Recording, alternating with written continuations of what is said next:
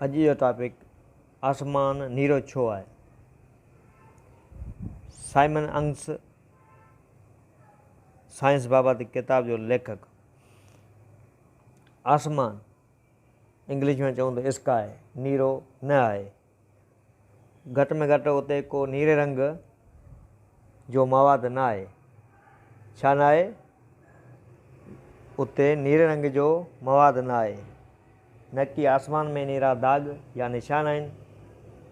इहा असांजी अखियुनि जी अटकल आहे। इहा असांजी अखियुनि जी अटकल आहे। मथे असांजे चौधारी हर हंधि मुख़्तलिफ़ क़िस्म जूं गैसूं आहिनि, जहिड़ो क ऑक्सीजन, नाइट्रोजन, कार्बन डाइऑक्साइड ऐं धूड़, दज़, ॿाफ ऐं ॿूटा ऐं एतिरे क़दुरु जो हवा में पैदा थींदड़ पितकड़ा जानवर बि आहिनि। छा आहिनि? हवा में पैदा थींदड़ पितकड़ा जानवर बि आहिनि। जॾहिं सिज जी रोशनी कंहिं शइ खे लॻे थी, उन जो अक्स ठहंदो आहे। वॾियूं शयूं जहिड़ो कि चंड रोशनी जो अक्स चिटो ॾेखारे थो।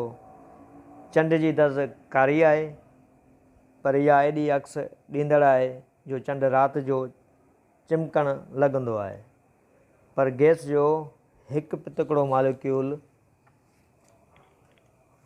एतिरो नंढड़ो हुजे थो जो उहो आइनी तौरु कमु नथो करे सघे। छा नथो करे सघे? इहो आइनी तौरु कमु नथो करे सघे। उन बदिरां उहो रोशनी जज़ब करे थो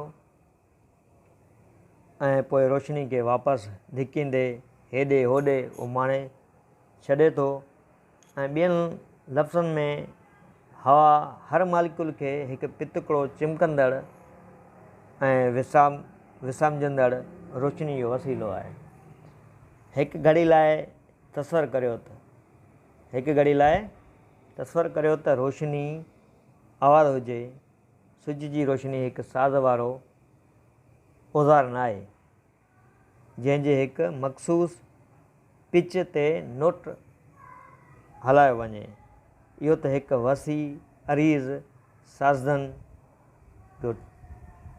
जो टोलो आहे जेको हर नाक़ाबिल तसवुर मिक़दार में हर नाक़ाबिल तसवुर पिच ते वॼे थो।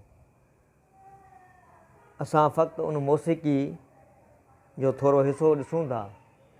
छा था ॾिसूं? असां फ़क़्ति उन मौसीक़ी जो थोरो हिसो ॾिसूं था।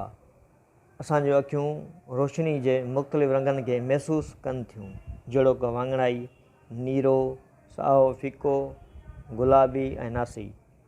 हवा जा मॉलिक्यूल नीरी रोशनी खे आसानी सां जज़ब कनि था ऐं उहो उनखे आसानी सां वापसि उछलनि था।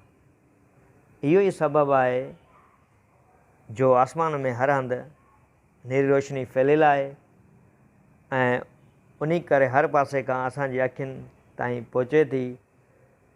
जेॾे बि असीं निहारियूं था, असां मथां नीरी रोशनी बमबारी करे थी, जंहिं करे सॼो आसमान नीरो ॾिसण में अचे थो। ॿिया रंग धरती जे वायुमंडल में एॾो आसानी सां पखिड़िजनि नथा ऐं उहे असां वटि घटि या वधि सिधी लकीर में अचनि था। सिज ॾांहुं सिधो न निहारियो। सिज ॾांहुं सिधो न निहारियो, छाकाणि त जेकॾहिं तव्हां ईअं ई कयो, हर रंग थोरे नीरे आसमानी रंग खे छॾे करे तव्हांजे अखियुनि जे पोयां धकु हणंदो। छा हणंदो? धकु हणंदो ऐं एॾी घणी रोशनी तव्हांजे अखियुनि खे सचुपचु नुक़सानु रसाए सघे थी।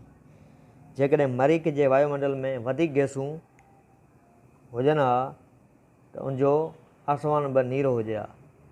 अगरि मरीख़ जे वायुमंडल में वधीक गैसूं हुजनि हा त उनजो आसमान बि नीरो हुजे हा। पर जीअं त उते काफ़ी गैसूं न आहिनि, तंहिं करे फैलिजंदड़ असर बि नथो थिए।